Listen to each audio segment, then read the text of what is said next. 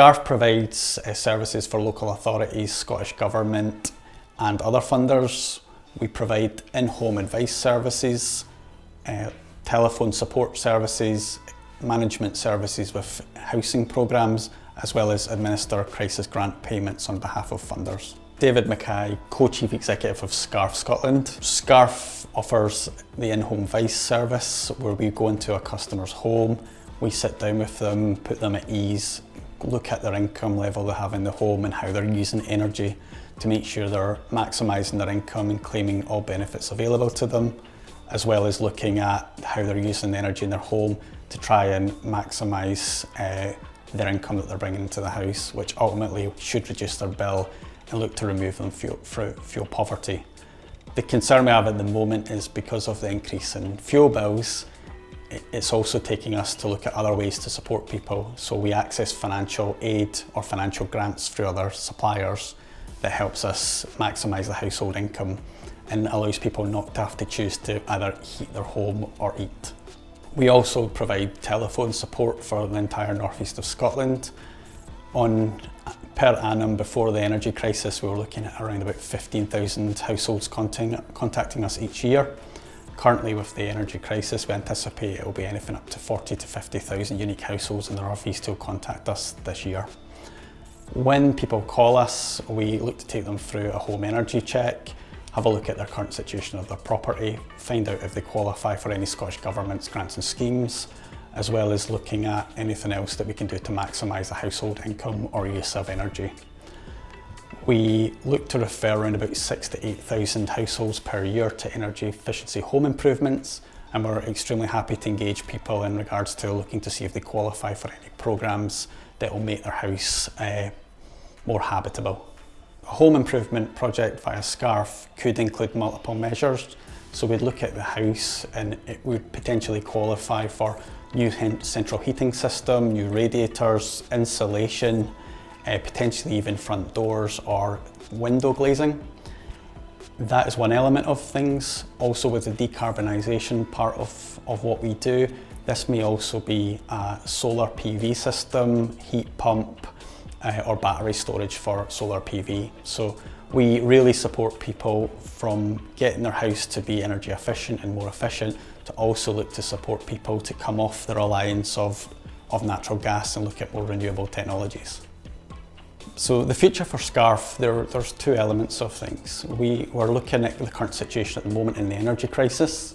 So we as a charitable organisation look at UK funders and different organisations in the private sector to try and draw as much money into the northeast of Scotland to try and support the households to kind of offset the current situation with their energy bills.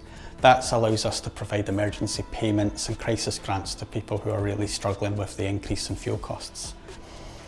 The longer term strategy for Scarf is to work with the households and the local authorities in the northeast of Scotland and Scottish Government to look at how we could support households come off the reliance of oil and gas and look at how we can support them achieve net zero through looking at cheap electricity usage. So for Scarf in the long term, we are looking at supporting the transition to net zero by allowing households not to rely on the current cost of gas, but look at a way we can provide cheap electricity.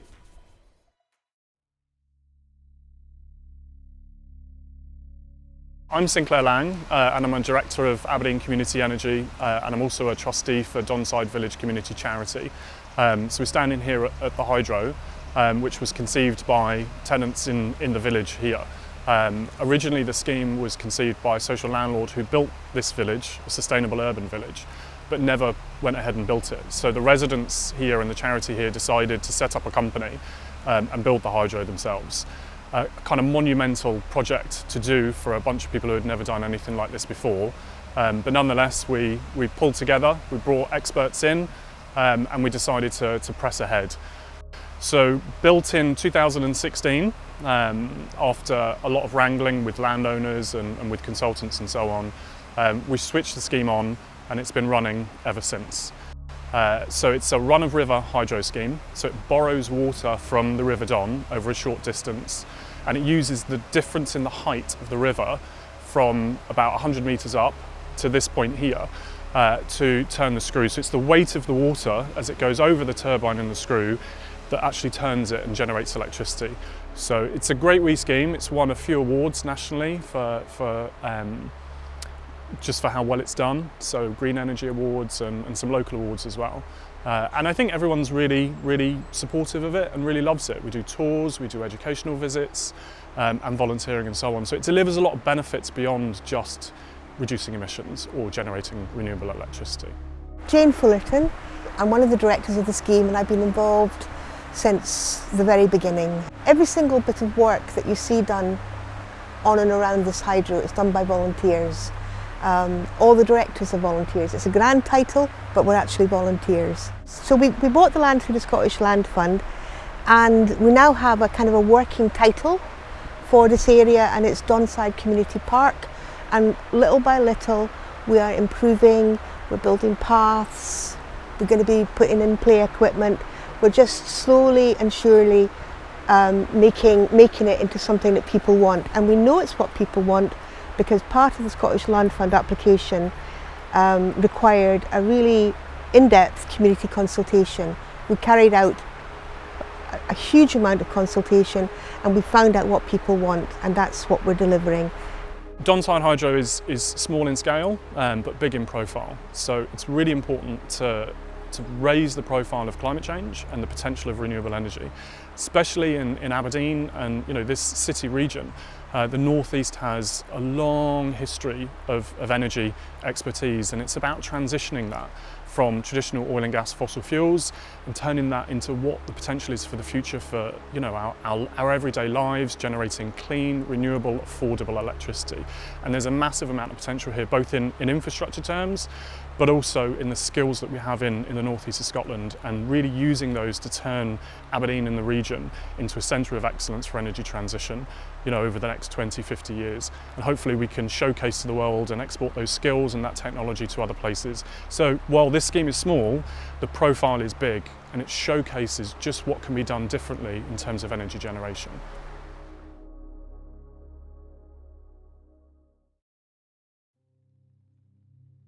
The project that is Udny Community Trust is a really wide-ranging project. It's Yvonne MacLeod, and I'm the Development Officer with Udny Community Trust in Pitmedden. It's difficult to pin down one thing, but the overall ethos of the whole thing is that Udny Community Trust exists to help the community of Udny to develop. We're based on the wind turbine. Udny Community Wind Turbine Company is our subsidiary company, and it is our main source of funding. So our founding ethos is based on renewables and the environmental agenda. But what it also allows us to do is support other groups who have the same overall goals in mind. Whatever we do here is led by the community. Sometimes it's just a random off-the-cuff remark that'll lead to a really interesting project, such as our potatoes. We have a volunteer who comes along regularly, Wally, who's a very good gardener. So we just randomly said to him one day, wouldn't it be a good idea if you grew some vegetables in the garden? So he did. And that's one of the projects that's really taken off and caught people's imagination. It gets a lot of attention and it brings a lot of joy to folk as they come past and see what he's doing. One of the things that we have recently put in is this cycle shelter, which we managed to get through a project with Cycle UK.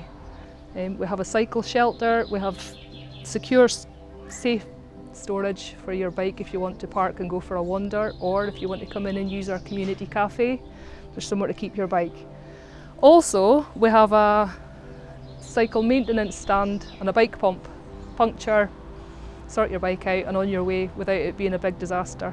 One of the main things that we've been surprised about, the facility that we've got here is starting to be used by people who need a space to be warm and to meet friends, and just as a focus point for people to come and meet. We opened the room that we call the Quarry Room. It's a big multi-use community space at the end of October last year.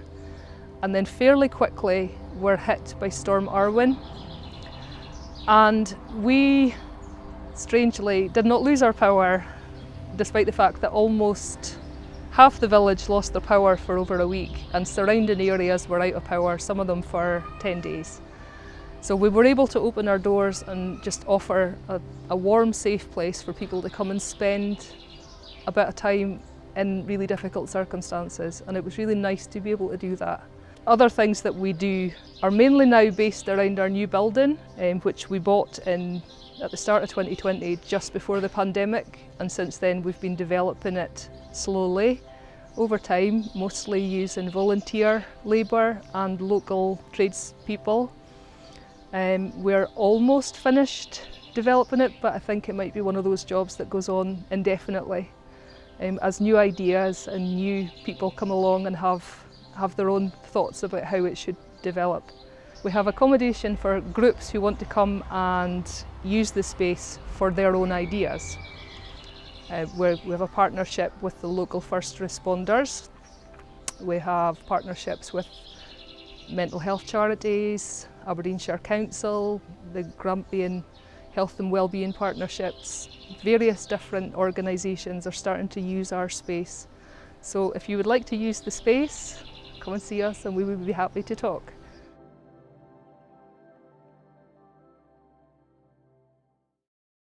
I'm George Allen, Chair of Udny Climate Action. Udny Climate Action was formed about 4 years ago to take forward some of the initiatives that are already taking place in the parish over the previous few years. The purpose of our organisation is to support the people in the parish in Pitmed, Udny Green, Hatton Crook and the surrounding area to try to address climate issues and reduce carbon use across the area. We produced a booklet, Our Future Homes, which was widely circulated within the parish and within Daviot and is available online, which addresses two issues. One, how to move forward in improving insulation and reducing heat loss in homes, and what heat pumps involve and what people can expect if they are thinking of introducing heat pumps to their homes. And we're hoping to build on the booklet, and we're looking with our colleagues in Zero Carbon Daviot and others within the wider NESCAN family at launching an actual organisation which would support people through the whole process of retrofit and improving the fabric of their houses. So that's really one of our big challenges for the coming year. Basically, the clever thing about heat pumps is that they need some energy to run, so they run on electricity. But what they do is produce considerably more energy in terms of heat than the energy put in as electricity to run them. It was very easy to install this. There is some pipe work and gadgets within the house, and there is a hot water tank, but it all fitted into the existing airing cupboard. And it was very smooth and easy to install. Obviously a ground source heat pump entails a bit more because you're either putting pipes in under your ground or putting in a borehole. But basically it's pretty easy to install. What is important is that the insulation of a house needs to be considered before installing a heat pump. Heat pumps operate at lower temperatures than, say, gas or oil heating. So you do need larger radiators, though they're actually, once you've got them in, you hardly notice that they're larger than what you had before. But if a house leaks a lot of energy, a lot of heat, there is a risk that a heat pump won't keep up with the heat loss. So it's important to have an assessment of the heat loss and the insulation of the house to make sure that you're installing a system that doesn't in fact cost more to run than your existing system. And that's why it's important for houses that have poor insulation to be retrofitted. I'm George Nivlock. I'm the chairman of Geary District Heat, the company that's been set up to produce a district heat network for the towns of Inverurie, Kintore and Blackburn. District heating is a system that's very popular in Northern Europe, and there's plenty of them in Scotland and UK, but most folk are unaware of what a district heat network is. It's a central source of heat and usually produced by some industrial process, and then the waste heat is taken round the community and underground pipes, so people wouldn't see the pipes at all. And the heat is then distributed by that method from a central source. In one way, that the main district heat network will be with a loop of underground pipes, but we are also looking at the potential to extend that to the rural communities with a heat battery network.